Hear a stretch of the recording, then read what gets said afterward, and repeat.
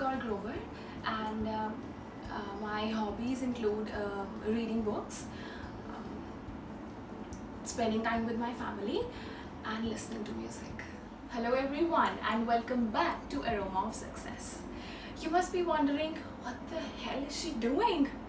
But this was just to show you how people get nervous and often take a lot of pauses when speaking in English. If you think that the same happens to you, then this is the perfect video. You really need to watch it till the end. First of all, let's just quickly go through the exam pattern. So the speaking exam pattern has 3 sections: introduction, monologue, and cross-questioning. In this video, we'll be particularly focusing on the introductory section of your speaking test, which is 2 to 3 minutes long and which will include basic questions about the candidate. Before we start with anything, I really want to tell you that guys, the examiner really wants to know a lot about you, and the introductory section of the exam is just to make you comfortable with the examiner. It's kind of a warming up session, but that doesn't mean that the section is not graded. It is graded the same way all the 3 sections are graded. So you need to perform your best, you need to give your best. Whatever you have in your mind, just feel free to speak it in front of the examiner, because this section will only include questions about you. For example, what do you like doing? What are your hobbies? Where do you often go out with your friends? And so we'll go through a number of tips in this video so that we are prepared when we are giving the introductory section of the speaking. Tip number 1, do not give blunt answers. Now, what do I mean by blunt answers? Let's take 2 examples. Let's talk about clothes. What kind of clothes do you like wearing? I like wearing clothes which are modern. What kind of modern clothes? Modern clothes which are Western. Okay. Guys, did you notice the candidate's response? What do you think? How was it? Was it up to the mark?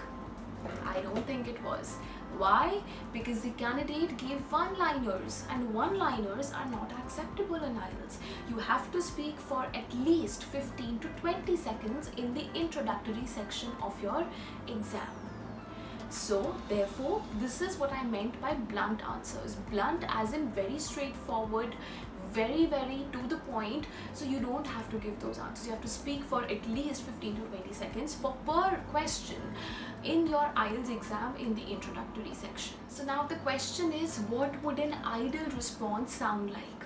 So here, let's take this example. What kind of clothes do you like wearing? And the ideal answer that I can think of is, I wear a variety of clothes, and I believe that having brought up in Delhi, my main comfort is in Western clothes, because I wear them very often and I believe they're very easygoing. But occasionally I also wear ethnic attire. Why is this a good response or an ideal response? Because this response is of 13 to 15 seconds, which gives the examiner a sufficient variety of sentences on the basis of which he or she can grade you and judge you. Tip number 2, be confident and be out there. Now, by being confident, I emphasize on not hesitating and not taking pauses.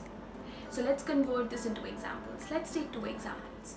Let's talk about special occasions. How do people celebrate special occasions in your country? People in my country, so there are multiple ways by the means of which they celebrate, and so there are actually many occasions. It depends on the occasion. In my country, people celebrate birthday parties by throwing a very big party and organizing an event, inviting people, whereas they celebrate festivals with their families. So yeah, okay. So this response was full of so this is not what you have to do. This is not confidence. Confidence is being out there, speaking without hesitation, without any pauses. So let's consider the other example. How can I redefine this? How can I make it better? So let's do this together. What are the ways in which people celebrate special occasions in your country? So the ideal response would be that Actually, it depends on the occasion. If it's a family function, then there is a huge gathering in my country. People invite their family members, their relatives, and it's celebrated with great pomp and show.